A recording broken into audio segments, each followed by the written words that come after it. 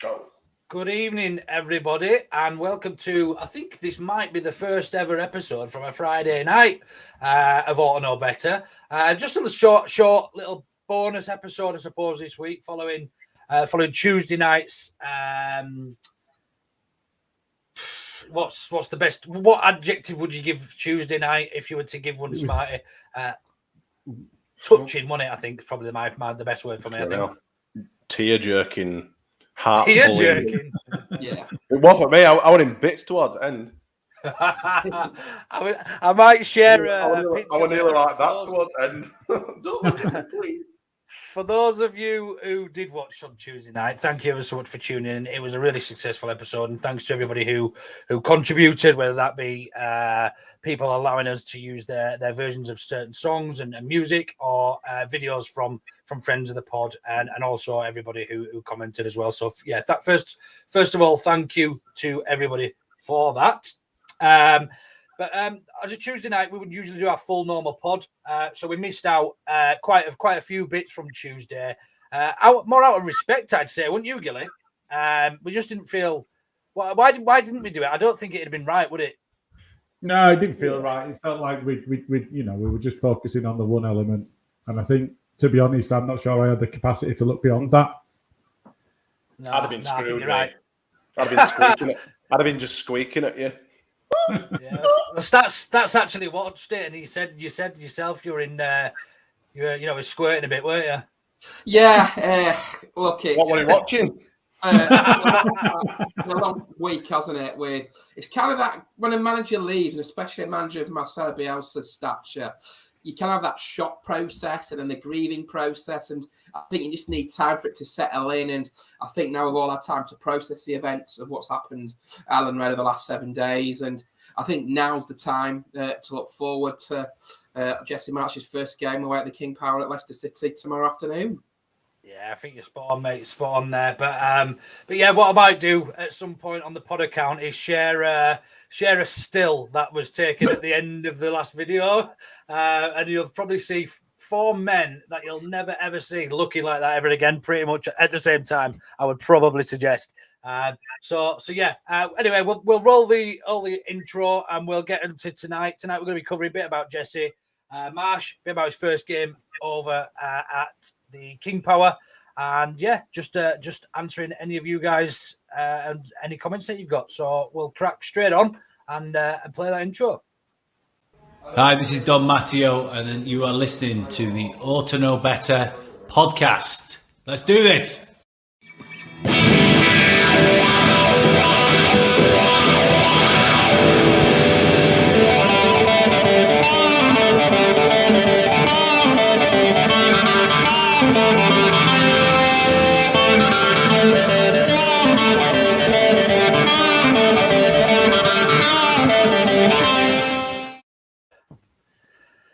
Yeah. So yeah, following Tuesday, then how were we all feeling? Did it help, first of all, Smarty? Did it give you a little bit of closure? Did it help you prep and move on, or do you still feel sort of like you did on Monday when you found out the news? I definitely don't feel like someone's pissed on my chips anymore. No, I do. I think it were. I think after Tuesday night's episode, I'd put it to bed then. That's it's done now. I mean, I've still got it. I've had that up all week in living room. It's like I've got a flag at half mast or something. No, it's put to bed now, and I'm trying to feel a bit more positive. It is what it is. It's done now, and we've just got to look ahead to the future and see what Jesse brings to the fold. Yeah, Stats, how about you? I know you didn't take part in Tuesday night's episode. You had other things planned and whatnot, and not feeling too great or whatever. But where are you in terms of your grieving process when it comes to Marcelo Bielsa leaving? Are you over it, or are you still sort of going through it? Do you know what? On Saturday, I walked out the ground at the Tottenham game, and I knew that was it. I think we all did. I think we all saw the article Bill did on The Athletic, and we all kind of had a feeling that'll be that. And it took a while to process it because obviously it was a bit of a guessing game on Saturday night, and there were rumours flying around left, right, and centre. Had he gone? Had he not gone? And then the news breaks at 11 o'clock on Sunday morning. I have to admit, I had a tear in my eye. I think Bielsa has given us all a huge lift as Leeds United fans. He's given us a lot of joy, whether it be the defeat against Derby County that we bounced back from at Spygate, and it's been 3.5 years of some fantastic memories. And for me, I think I woke up probably yesterday morning thinking, right, we've got to get on with things now. It is a business. It's football. Unfortunately, managers come and go. Whether it's the right decision or the wrong decision, that's by the by. And I think for me, I'm now ready for the new era. I'm ready to see what happens tomorrow. I'm excited by the whole thing on Saturday to see what kind of team. I know we'll talk a bit more detail about a team that Jesse will bring out. And there's always a hint of excitement when a new manager comes in because it's kind of all out with the old and in with the new. That's no disrespect to the job that Marcelo does. But the board have taken the decision to get rid of Marcelo, rightly or wrongly, and bring in Jesse Marsch. And I certainly think it's a good game. Watched the press conference yesterday. Everything seems quite jovial in training. And now for me, I'm ready. Let's attack these 12 games. I think we need 4 wins from these 12 games to the third of the games. And let's see what we do. I think it's a very key week in the history of Leeds United Football Club with Leicester tomorrow and then 2 massive home games against Aston Villa and Norwich. So, yeah, I'm excited and raring to go tomorrow. Good, mate. Pleased to hear it. Very pleased to hear it. And Gilly, where are you? Are you over your anger stage of the grieving process yet? To a certain extent, I think the remaining anger is probably not going to subside. You know, I've come to terms with the fact that it's happened, and I've processed that bit. And the anger that I had previously has abated somewhat. But I think I'm in a position where I still hate the means that we're taking, and I don't think that's going to go. I think I'll always hold Ravs to account for that in my mind. Is the way that it was done, not that it was done, but the way that it was done. Yeah, that's fair, mate. I think you're spot on. I thought I was, I'd written in Marcelo Bielsa's leaving website book, or whatever you call it, on the LUFC Trust. Yeah, on the LUFC Trust. I'd done the podcast on Tuesday. I was feeling, I was almost, Jesse came in and gave a fantastic initial interview. And I thought I was sort of ready to move on in that. And I've seen a couple of bits and pieces, and I still watch over a couple of bits and pieces now. And it still sort of comes back, and you think, how have you let somebody like this leave? In these circumstances. But look, we're not here to talk about that too much tonight. We are here to talk about positives and the future, and continuing, I suppose, everything that Marcelo Bielsa's worked so hard to build over the last 3.5 years at Leeds United, and build on that and move forward. So we'll start then with Jesse Marsch and him joining. Obviously, some conflicting information going around in people's statements and press conferences and things in terms of days and dates and whatever else. But ultimately, we need to sort of appreciate that he's here now. He's our first team coach, and we have to get behind him and back him as a Leeds fan. They're not exclusive. You can still miss Bielsa and support Jesse. There's not, they don't have to be opposites. So with that in mind, then Gilly, how excited would you say you are with that with Jesse Marsch and joining? So I did manage to I drove to Newcastle and back yesterday, and I was in the car for a while, and I did manage to listen to a couple of podcasts, and the one where the Football Ramble had interviewed him while he was still employed. I think he was in Germany at the time, so he'd already been through Austria, and he speaks well. He does speak well. He's got a big passion for the game. He reflected on his playing days and said that he was never a particularly good footballer, but that he had leadership qualities, and that he was realistic about his capabilities. He was never a match winner, but what he did was he was there and he supported match winners. I think he speaks honestly. He speaks. He seems to be quite transparent. One of the approaches he looks to take is to have some give and take with the squad. He's not somebody that's going to go in as a disciplinarian. He'll go in, and if there's something that he doesn't like, but the players enjoy it or it seems to work for them, he'll let that continue, but he wants something back in return. So, I think the approach that's being taken, it remains to be seen whether the players will actually respond to that. But you can see actually that his approach is really clear on what approach is.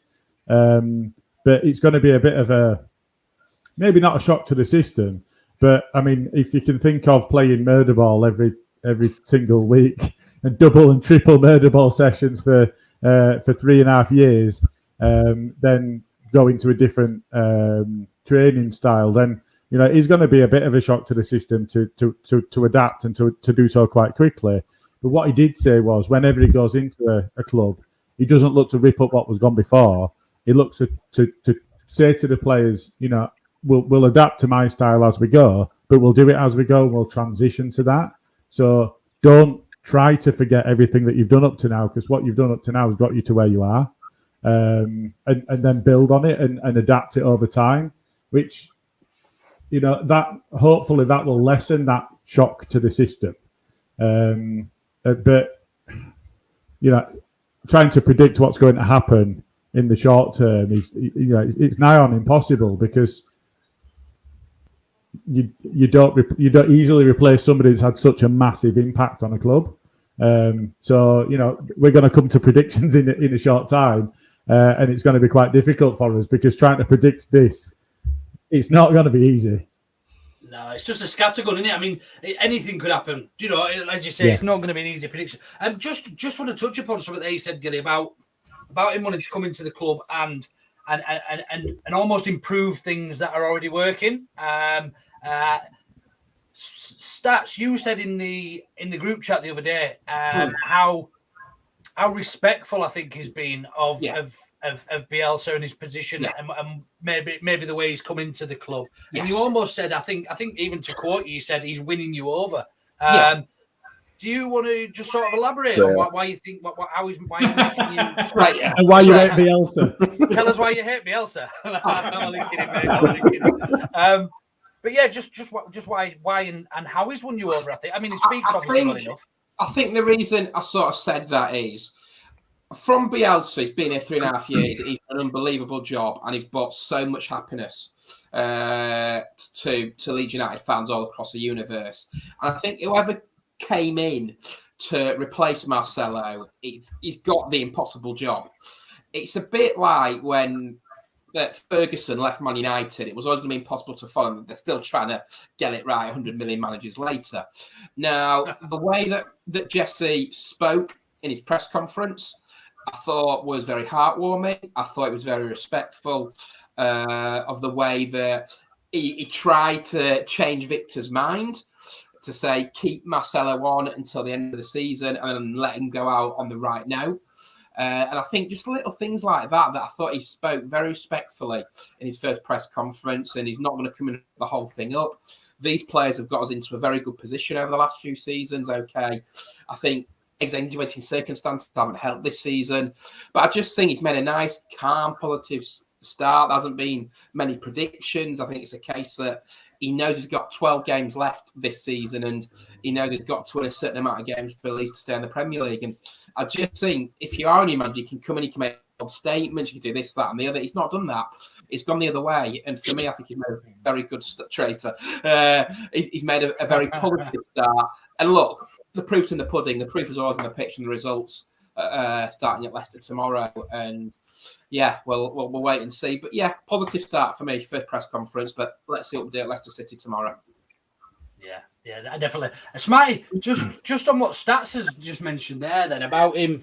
I mean, it's almost unbelievable that the new coach of Leeds United has advised the director of football to try and keep hold of their current coach. Is it not? I think that's just down to mutual respect, innit? And is that what you think? Well, he's got to be, because he's openly, we've seen clips of him, before he joined Leeds, openly talking about Bielsa and the pressing that, his game brings. So, he said he's learned from elements of his coaching and all that sort of stuff. So there's got to be some mutual respect. There are many, many managers out there that, have a lot of respect for Bielsa. But, I mean, he's got a cracking foundation to start with, hasn't he? What? Well, some strange. You know that stats. I heard that. You're right, stats. Not me. Sorry, I had my head down. I'm just looking at my notes now. I thought you were choking. Thought we were going to have to net down 999. You never have notes. What? It's usually Luke's talking. Just listen to Luke for a bit longer. The talking about oh, Luke! Nearly. Sorry. The family show, man. See, I put that tweet out about Jesse Marsch and that particular quote about him, sort of suggested to Victor Orta that potentially we should try and finish the season off with Marcelo. And I put that quote out there, and the different. I mean, everybody thinks different anyway, but some people are like, I don't suppose he fancied a relegation battle, and everyone's obviously got a different view. But I think you're right, Smart. I think it is to do with. I think Jesse Marsch felt if he came in at this stage, it was going to be difficult. First of all, not just to win the fans over, but obviously the state of the current squad and crop and everything. But I think ultimately it does come down to the respect. As stats, Gilly, have you got any other view on that? Gilly? I thought he'd pause. No. No, all right. Nice one, Carl. Nice one, Mad Adam. As I said, I think from my point of view, the proof's always in the pudding that, yeah, as I said earlier, he spoke very, very well. And as I said, we've used a word of respect to Marcelo numerous times this evening. Let's see what we do tomorrow. Let's go and prove it on the pitch. Yeah. He knows that the fans are going to be chanting Marcelo Bielsa for the next couple of games. This game, obviously, Aston Villa on Thursday night, Ellen Road, the first game back at Ellen Road since Marcelo departed. So, yeah, he's aware of that and he's wise to that fact as well. So, have you seen the video that's come out tonight of him talking about that? Yeah, where's that from? That looks like it's from the pavilion. It looks like he's at Ellen Road, doesn't he? It was a Brendan Ormsby charity fun night, Ellen Road, last night that he was at in the Gareth Speed suite. A load of ex-pros there. John Sheridan was there doing a magnificent job at Oldham Athletic. There was Eddie Gray was there. Noel Blake was there. Andy Cousins was there. There's loads of ex-pros there. Strachan was there as well. So, yeah, that's where and Jesse Marsch came up and spoke, did he? He did, yes. Yeah. Yeah, I think what it said is, I've been in with some of the groups, which I think he meant supporters groups potentially, and they'd made it clear that they were going to be chanting Marcelo Bielsa's name, and he said, "Well, of course you will. Yeah, why wouldn't you? He's been brilliant for you, so why wouldn't you?" And so I think because there's been a lot of toing and froing, everybody in different minds as to how to behave, how to handle it, what to do, how to respect Marcelo without putting pressure on the new coach and the team, because we all want to see survival. So I think being able to hear that fact about the fact that that's what you expect. It's logical that we're going to behave that way, because I kind of hope that we do have that connection. To one side, maybe like you've just said, there will be singing about Marcelo Bielsa. Don't take it to heart or whatever. It's just it's his first time they've all been together. I think that's probably how it was. One of them sort of speeches. Yeah, maybe so. But it's not to do with him. It's literally nothing to do with him. That could be anybody coming in, and it'd still be exactly the same thing. Like I say, I mean, all in all, I think he's a cracking appointment, to be honest. Now the fog's settled slightly, and we've all got clearer minds. I wouldn't say I'm excited, because I still think there's a hell of a job to do, and I'm probably a little bit apprehensive. But come Saturday night, we might all be sitting here with smiles on our faces, and thinking, what were we worried about? You never know, do you? So proofs in the pudding and all that sort of stuff. But like Stats has already said, I'm a bit more positive than I was certainly midweek. Yeah, it's spot on. I think everybody is, and I think they timed it, the club, certainly quite well in that. Well, certainly for us anyway. I think probably more selfishly, because we sort of did our grieving on the Tuesday night, and then everything else came out in the wash, and it was released, and he did that press conference. Was it Wednesday he did that when the first video came out of Jesse Marsch? I think it was, wasn't it? Yeah. And that was almost like it couldn't have been timed any more perfectly for me. Do you know what I mean? So so yeah, sorry, I should have mentioned why I'm still wearing, for people who think I don't get changed, and I've still got a Newell shirt on. I've got two. I've got one here and one here. And I wore that one on Tuesday, and I wore this one tonight. I said I'm going to wear one on every podcast until we win, and then everybody else has forgotten about, and we can all move on. But you can't you can't wash them. Yeah, I might wash them. I might. I bet your bedroom smells wonderful. Smart. Smells like Bigfoot's dick in here. Smells big. Right, just quickly go through a couple of comments we've had while we've been on tonight. Mark Eddy said Jesse was impeccable at his presser, respectful yet determined to embrace the challenge. He has my backing. Win tomorrow, 2-1. Joffrey with the winner. I would snap your hand off if that happened, and I think that would be almost an ideal start for Jesse. I think the problem and the worry I've got is it's complete unknown. We don't know what to expect. He might set up like Sean Dyche, and we'll just sit back and grind a point out. We just honestly don't have a clue, do we? Jay Carter, who couldn't be with us tonight because he had said he had better things to do, he sat watching us on YouTube and saying he's humble, respectful, and personable. Cheers, Jay. Basically the opposite to you. I was waiting for that. I've only messaged Jay. If you had paid it, I would have done. So, Gordon White has just said he just watched Stuart Dallas, Jesse Marsch, and he said that he lifted the spirits of the club. I'm guessing players. I'm guessing. unless it's Club, someone at squad, the players, club, something like that. I think they needed it because I think I saw a interview with Stuart Dallas. I think it was BBC saying how gutted everybody was and upset, and it was real tearful day for them all down at Thorpe Arch on Monday. So yeah, really quite good to see. I think he's a real good speaker, quite motivational, isn't he? The way he speaks, the way he uses his language, and the tones of his voice, he sort of keeps you engaged. He's one of them people that I call people with lip service, but as long as he can sort of walk the walk, then I'm quite happy for him to talk the talk. So we'll see.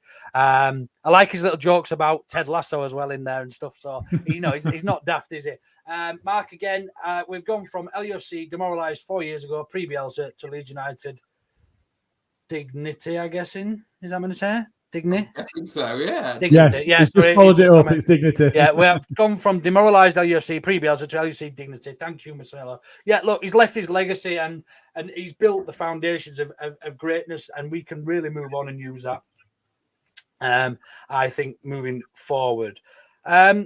Right then, I know one or two of you have done a little bit more research on Jesse and done a bit more reading into him.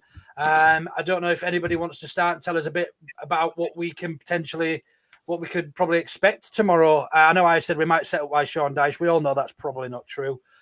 So Matt, do you want to kick us off and tell us how we might line up, or what we can expect from a typical Jesse Marsch style based on what you've read and understand? Yeah, I mean, so it would appear that his favoured formation's the 4-2-2-2. I think there's been plenty of information flying around about that, so most people will have seen that already. I think from if you look at our squad though,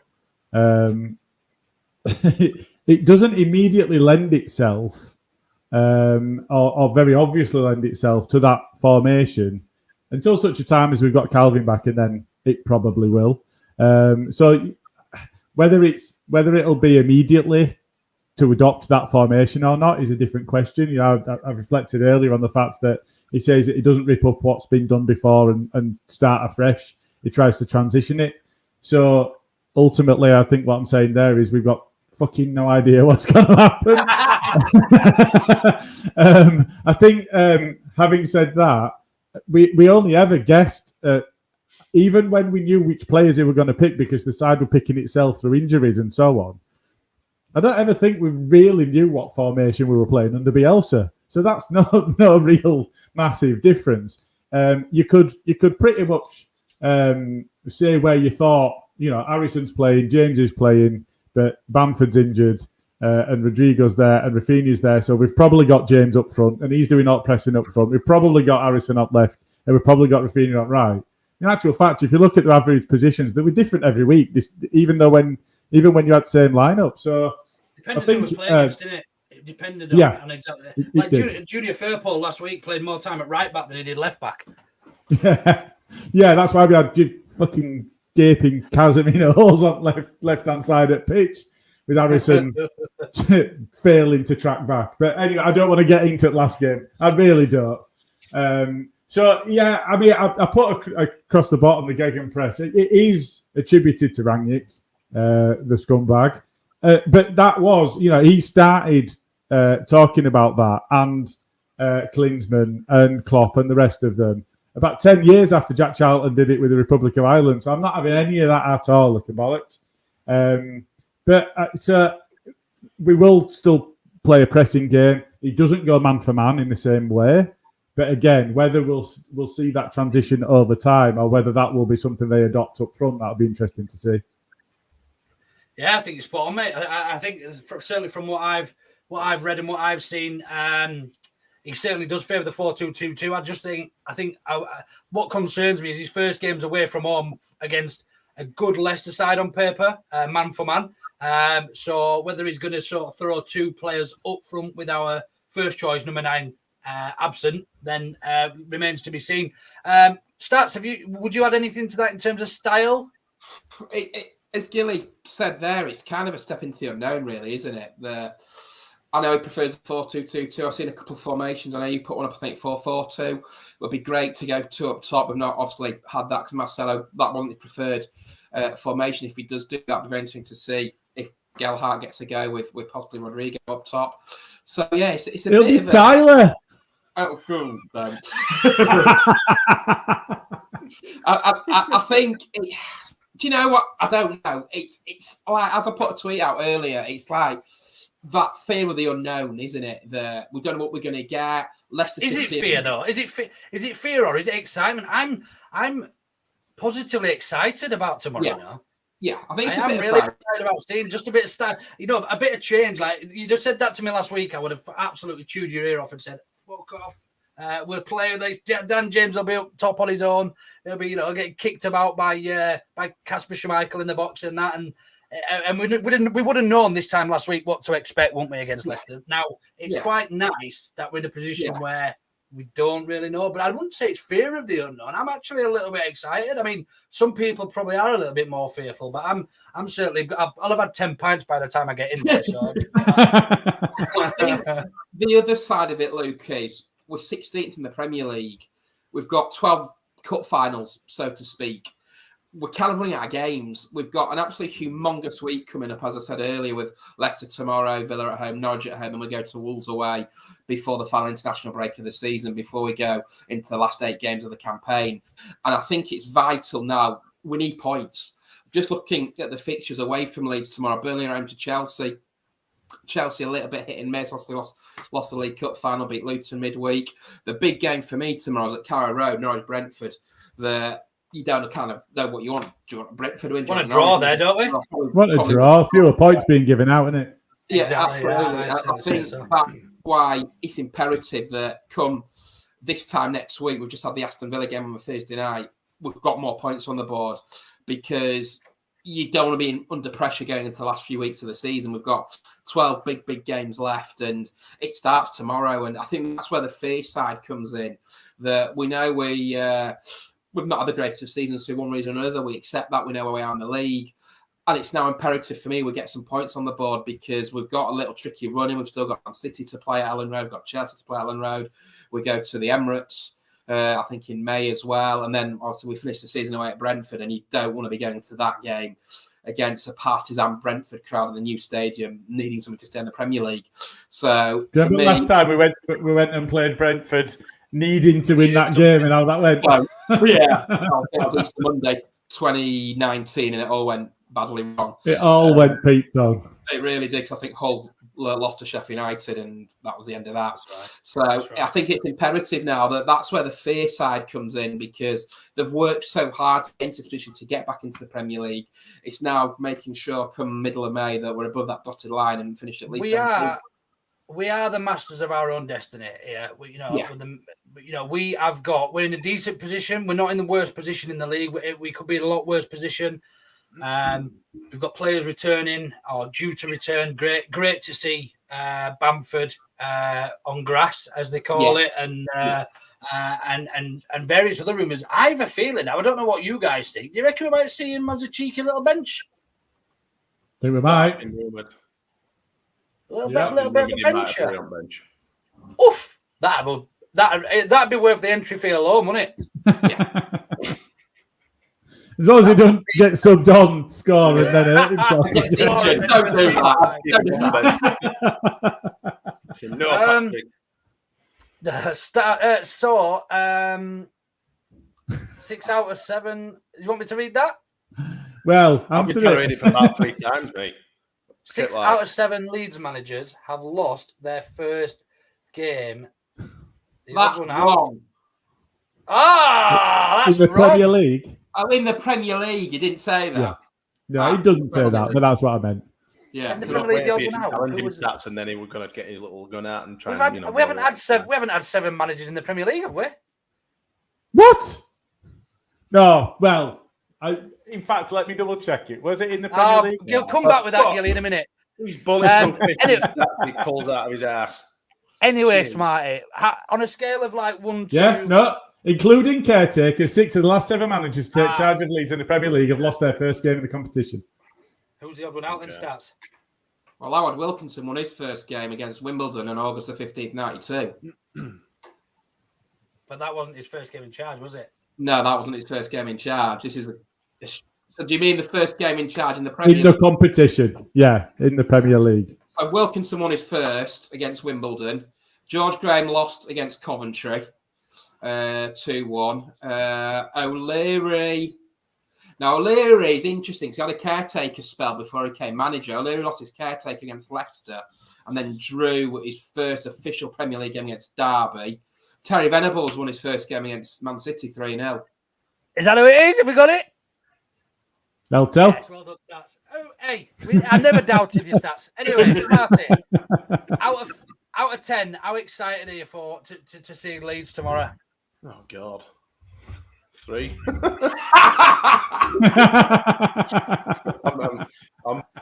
See you later, mate. We're not. Through and so. What's he I saying? spat my beer all down myself then, you bastard. Sorry. No, I don't know. It's like you guys have said. I don't know what to expect. I expect something similar to what we should expect. At the end of the day, team are in a good, in good shape, and he's only having to make some minor adaptations. So they shouldn't take too much molding. It shouldn't take too long for him to implement his style of play and all that sort of stuff. But who knows? We might dick him 6-0, and dare I say we might get dicked 6-0. I doubt it, because they're pretty poor. But I don't know. I don't know what to expect, but I probably nobody knows. Yeah. Smarty, nobody knows. That's why we're on here to discuss what might happen, what you think might happen. 3. Slightly shitting myself. A bit nervous. You're going to have a few nervous poos in the morning. Oh, one thing we should say is that if you are watching the build-up to the game on BT Sports, you might be worth tuning in because you might see some familiar faces. I did nearly forget to mention that actually earlier. Stats down here is he's obviously clued up and he's in with a lot of dodgy people around broadcasting. Connected, isn't he? He's a maze man. He's connected, and we all got asked to send in something. So keep an eye out. If you see it, do tell us and tweet us and whatever else. So yeah, we'll not tell you what it is. Just keep an eye out for us. I might be in the same clothes again. The unwashed. The unwashed, like Jace Tezzy's.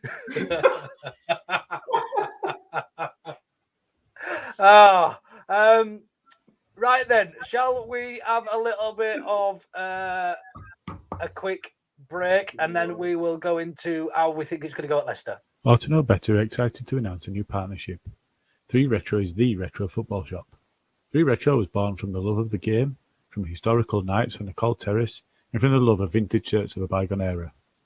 Find the referral link and discount code in our social media accounts and in the comments and descriptions of How to Know Better podcast recordings for a 10% discount on the full range. Thank you ever so much for that, Matt. It gets better every time. So yeah, we've welcomed Jesse Marsch. I don't think any of us have got much else to say, but we do obviously wish him all the best because at the end of the day, he's at the helm of our club for the foreseeable 3.5 years, if rumours are to believe that I think that's the length of his contract. Good starting point, actually. Thank you, AJ Law. We'll start with Leicester, actually. Had a real funny, awkward 2022. They hadn't won a game until last weekend when they beat Burnley 2-0, and a returning certain Mr. Vardy got an assist and the second goal. So, Stats, I'm going to come to you. What's going so wrong at Leicester? Because obviously, they've got a good coach, good manager there. Yeah. In Brendan Rodgers. They've man for man got arguably one of the I would say top 5 or 6 squads in the league, man for man. I'd say when you look at Tielemans and Harvey Elliott and Maddison and Harvey others. Barnes. Yeah, absolutely. Harvey Barnes. And so what's going wrong there? Why have they found it so difficult to get a result so far? They've had injuries, obviously not as bad as we have. Obviously, when you're missing Jamie Vardy, you saw him. He looked fresh at Burnley and got the second goal after, I think, James Maddison got the first goal on Tuesday night, Wednesday night, whenever it was. I just think it's a bit of expectation as well. They won the FA Cup last year and deservedly so to beat Chelsea in the final. And I think this year the expectation has been too great. You've got to remember Leicester City, they reached the pinnacle of English football 6 seasons ago by winning the Premier League, which I think took everybody's breath away. And as a neutral, was a wonderful footballing story. And I think the problem with that is there's nowhere else for them to go. They had a great run in the Champions League. Ranieri was sacked, and they went through a load of managers. I think Claude Puel had a go as well. I think Craig Shakespeare was made assistant caretaker manager as well. And obviously now they've got Brendan Rodgers. I think Brendan Rodgers comes with a good pedigree. He probably should have won the league with Liverpool in 2013-14 when Gerrard slipped. Celtic is a bit. We do not let this slip. Yeah, that's the one. We do not let this slip. Ironies of ironies. And I think it's just expectation. Injuries at Leicester City. I think the squad might be coming to a little bit of a. I don't know if a point where it will need to break up. Kasper Schmeichel's been there 10 years. I'm sure he'll get a lovely reception for Leeds fans tomorrow afternoon. But yeah, I think it's just expectation. Your dad's so were you? It'll be a tough game. I'll be getting some of that tomorrow if we break off from the Marcelo Bielsa rendition. But definitely get a bit of that. Yeah, it's hard to know what's gone wrong at Leicester City because last season they were going for the Champions League and they blew that and what have you. They've blown that for the last 2 seasons, last of the season. So yeah, it's just a case of expectation at Leicester. They're not really pushed on. They got a great win on Wednesday night at Burnley, and they're just coming to that game that we don't want them to, but we needed them to win on Wednesday night. They did that, and hopefully now we can return the favour and beat them tomorrow. Yeah. So lineups, the young man or young lady there, AJ Law, has mentioned Maddison and Ricardo out. Gilly, I don't think that's confirmed. I did tweet something earlier from a. This is where Maddison's got a broken ass. Yes. Yeah, it's somewhere between his lower back and his upper leg is hurting. That's your ass, isn't it?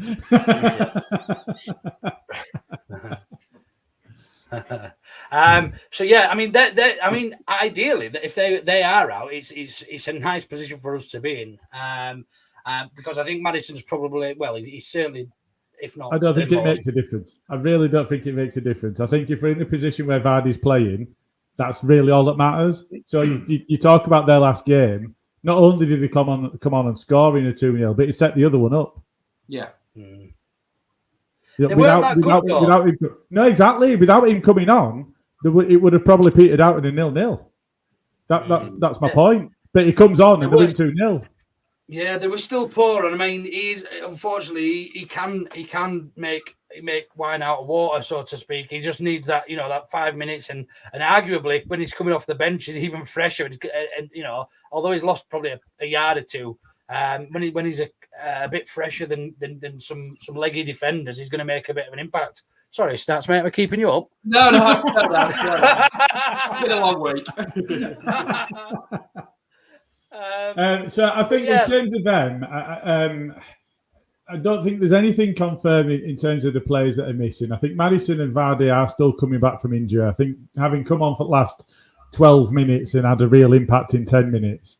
What do they? I think they came on 72nd minute together, and then one of them scored with the other one setting them up, and then the other one scored. So they've had a massive impact on the game. If they're still returning from injury, we might see them start on the bench again. But equally, he might start on both if he thinks they've been fresh enough in training. I think they're probably a week or two ahead of where Paddy is for us. And do you know what? I don't think it's overstating his importance to us to say that it's at a similar level. We have really missed him. We've missed him probably as much as we've missed Calvin. I think we've missed them both because they both have such a massive impact on the way we play. I think he's their one player that they miss more than any other.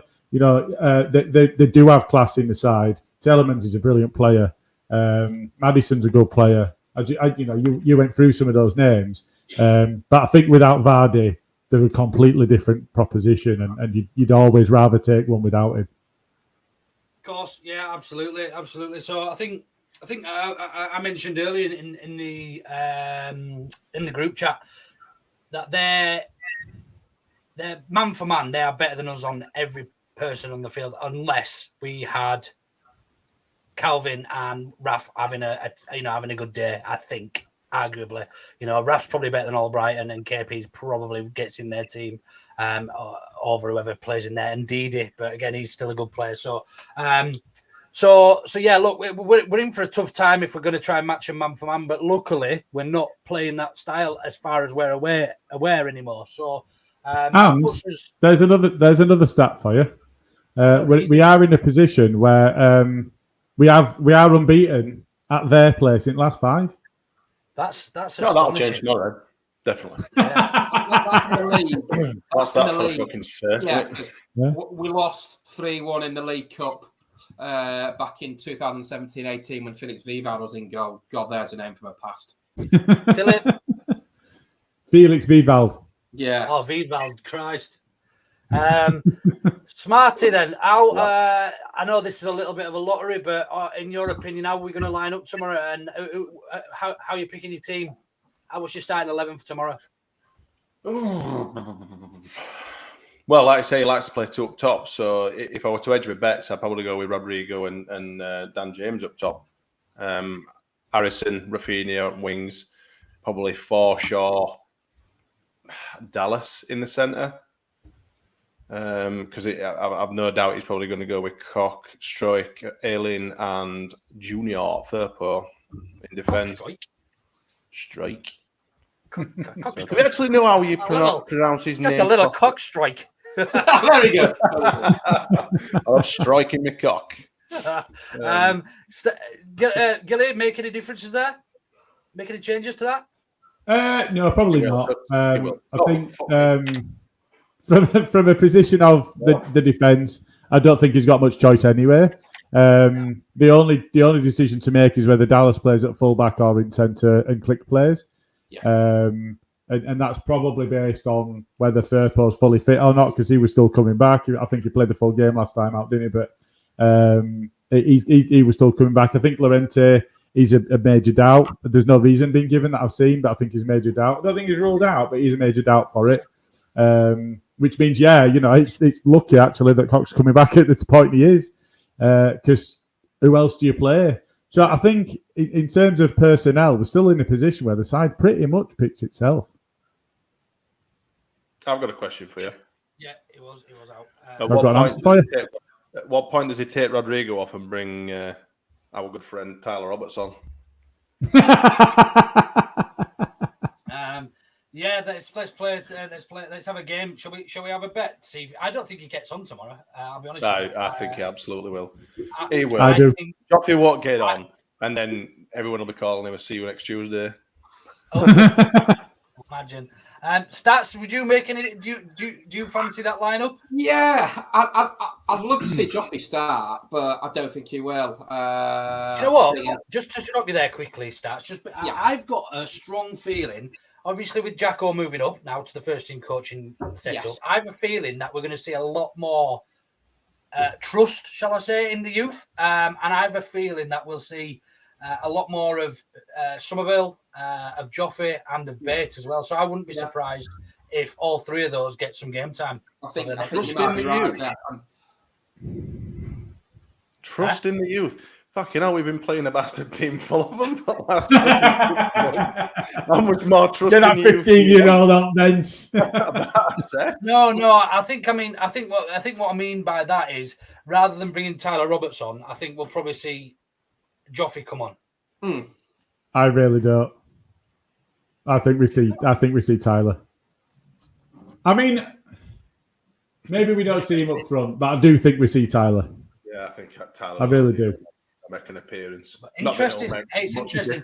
And again, it goes back to the unknown, doesn't it? It goes back to that we don't actually know what his thoughts are and who his favourites are and what his squad is. And so anyway, sorry, go on, continue, mate. Yeah, I apologise. I would love to see Joffe start, but I don't think he will. I think as both Smarty and Gilly have said, I think the team kind of picks it himself at the moment. So yeah, but I'm delighted for Jacko. I think he's done a fantastic job with the 23. He's won the title last season, and I'm looking forward to him being a real part of it. And he's a really nice guy as well. He came through the youth academy himself, Ellen Road, made his Middlesbrough March the 30th, 96, and has progressed obviously to first team coach, which is absolutely fantastic and a great story for Jacko and his family. So I think you're probably right. We might see the likes of Bates, Somerville, Gelhardt get more involved with the first team between now and the back end of the season. So yeah, it's the unknown, isn't it? We haven't got a clue, to be honest with you. We'll get team sheet 11:30 tomorrow. We could all be bloody hellfire.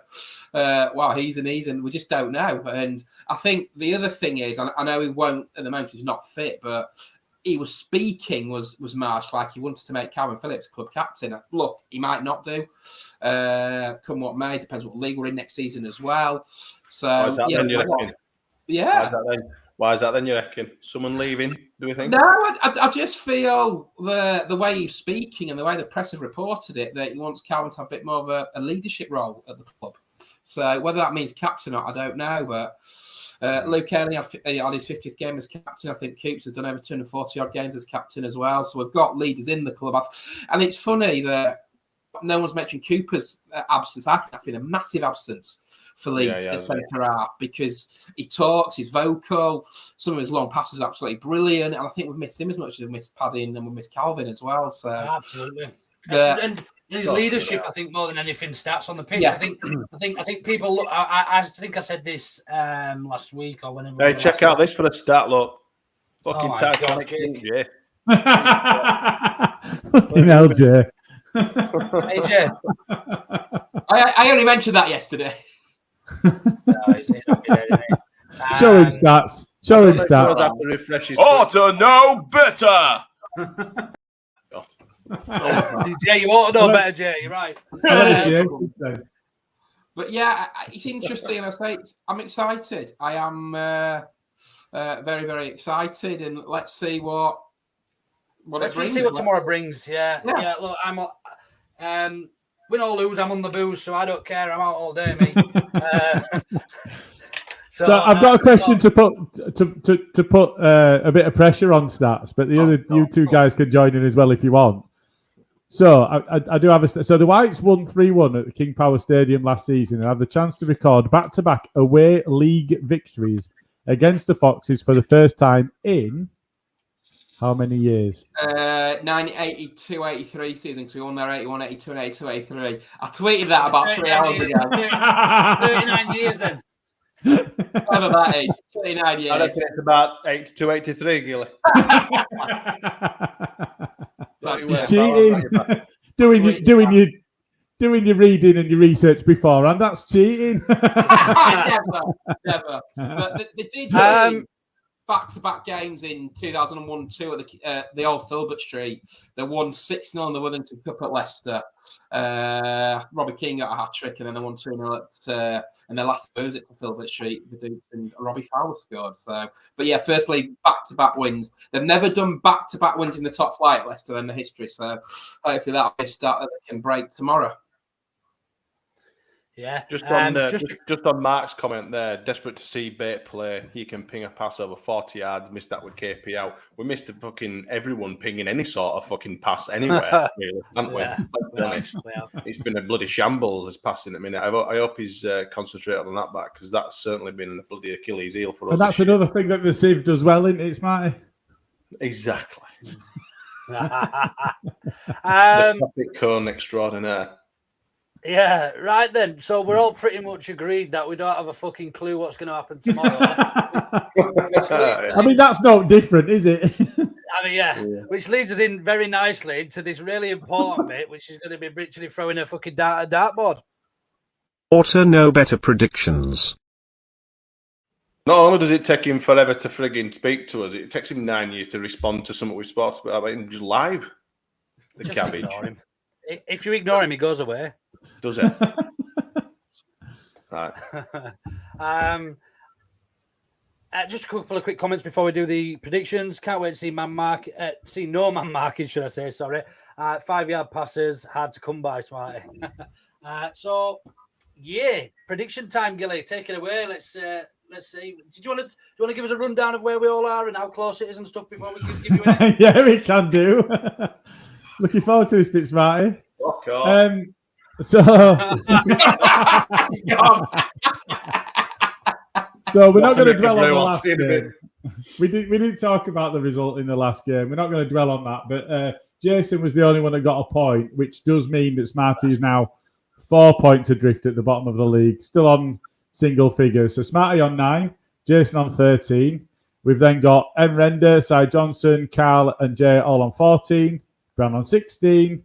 Myself in 5th on 19. Adam in 4th on 21. The fans having got 6-0 spot on, 5 points in the previous game. On 22, joint second with Luke. And Stats, 2 points clear at the top of the league. So, will you be top then, Stats? Why don't you give us the prediction first of all? I will do. Right. The last Leeds manager to start his reign at Ellen Road away at Leicester was Major Frank Buckley back in 1954-55 season. Leeds lost 6-2 that day. That won't happen tomorrow. I think I'm going to sit on the fence for this one. I fancy Leeds can go there, can surprise Leicester. I think they'll get a 1-1 draw tomorrow. He likes a splinter in his surprise them with a 1-1 draw, you say? Yeah. Get a point. He loves a splinter in his little backside, doesn't he? I'm sat on that fence. I'll go next then, because I'm next in the table. I've already written mine down. I'm 2-1 Leeds. Oh, you've 2-1 Leeds? Yeah. Right, hang on. I'm going to capture AJ's 2-1 for the fans as well. Yeah, AJ Law, 2-1 for Leeds. Jay Carter, 3-0 Leeds. Yeah, I got that one. Smarty.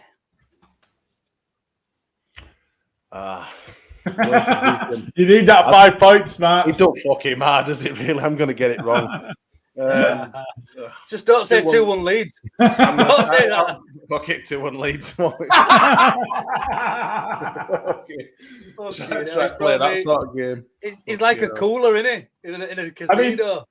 To be fair, he can't... hanging over your shoulder. If he copies you, he can't beat you at least. Any points he gets, you get. So. And what have you gone, Gitley? I've gone Desmond. 2-2. Yeah, I think the be all and end all is at least we're going to get an idea. I mean, it might not all come together tomorrow, but at least we're going to get a general idea of the style of football we're going to be looking forward to. I think if Jesse Marsch tries to keep it attractive, attacking, high intensity, working hard for each other, which is exactly what he said in all his press conferences, I think he'll slowly but surely win over the majority of Leeds fans. And yeah, in for an interesting time. If anybody's going tomorrow, if you do see me, buy me a pint if you want. I'll throw it over him. I might be walking round on Make my sure own. it's warm if you throw it over him. Fucking bin it on him. Straight over his little fucking head. Yeah, there's a call. I tell you what. If that happens, I hope you've backed Get a fiver that. on it. Get a fiver on that now. You'll be able to pay your mortgage up. Lads, what happens if we go to Leicester and get dicked? What happened? Well, let's not talk about that. I'm just thinking, Yeah. No, let's talk about that. Let's explore that. I don't Let's think talk anything about it. happens. I think everybody goes, well, they won the league 6 years ago, and they've got a near £1 billion squad. They've got Ndidi, they've got Tielemans, they've got Maddison coming back, they've got Vardy that has finished close at top scorer every season he's been fitting. And I think there's all sorts of reasons for them to do well. So I think if you look at our form, leaving aside their form, but you look at our form and they're returning players that are already back in their side, I think actually that's an expected result. And I think Twitter still has a meltdown. But the way people are talking, like, Oh no, I think Twitter still has a meltdown and goes, well, fucking hell, we're down anyway. Why did we bother sacking Bielsa? This is what I mean. will happen. I hope that doesn't happen, and then just been a fucking onslaught then, because he's on a rocky road anyway, and you don't need it making harder for him. But we'll see. We'll see what happens. Yeah. So as long as like I say, high intensity, plenty of play. Working for hard for each other and that. Fight and win. And we can. And all the way in, he says, all the way in. You don't back young men, all the way in. These young men. Tyler Roberts. Oh yeah. We've got about 5 minutes left. So what I'd like to do is, Gilly, if you want to flash up the rest of your stats that you've worked hard for as we're going through these, but I just want to really quickly fly through the rest of these weekend's fixtures and just see how we see them going. I just want a result from you all, and I'm going to jot them down. I'm going to have a little accumulator on the most popular answer. So we've got so we've got Newcastle Brighton. Start with you, stats. Newcastle home win. I think they're firing at the moment. Eddie Howe, obviously they have the money behind them, but yeah, Newcastle home win. Smashing, Smarty. Oh, you don't need actual scores. You're just going. No, who's winning. I just want a result. Yeah, win I or think lose or draw. I think Newcastle win as well. Gilly. I don't. I think that's a draw. I don't think Brighton are a pushover. I know Dan Burn piece is a bit of an issue, but yeah, no, I think that's a draw. I think that's a draw. Villa Southampton. Start with you this time, Gilly. Go back the other way. I think that's a draw too. Yeah. Smarty. I think Southampton, I think they might edge him. Stats. At Villa. I've got a draw for that as well. And then we got Norwich Brentford. Oof. Start with you then, Smarty. I think. I hope that it's a draw, but do you know what? I think Norwich might beat them. Stats. Norwich, unfortunately, I think they'll find a bit of form tomorrow. That's probably my last chance to lose. Norwich by odd goal. Yeah. I would have said a draw for that as well. Burnley Chelsea. That must be quite straightforward for us all, is it? Yeah, Burnley all day. Chelsea. We're in a relegation scrap now, mate. Results don't go our way. Wolves against Palace. Wolves. Yeah.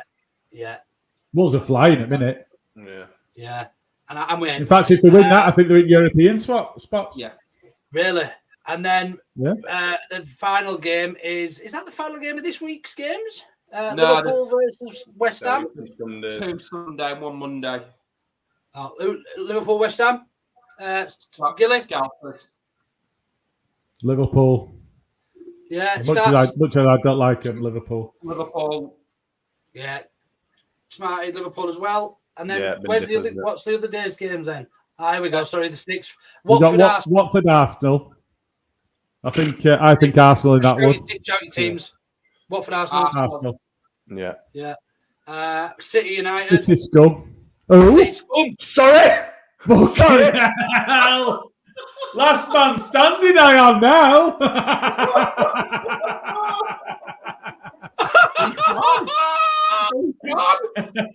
Wow. That's because they're both Manchester teams. Fuck off. Wow. And that's exactly what I did. That's exactly what I did on All Leeds TV. Fuck off, twat. Wow.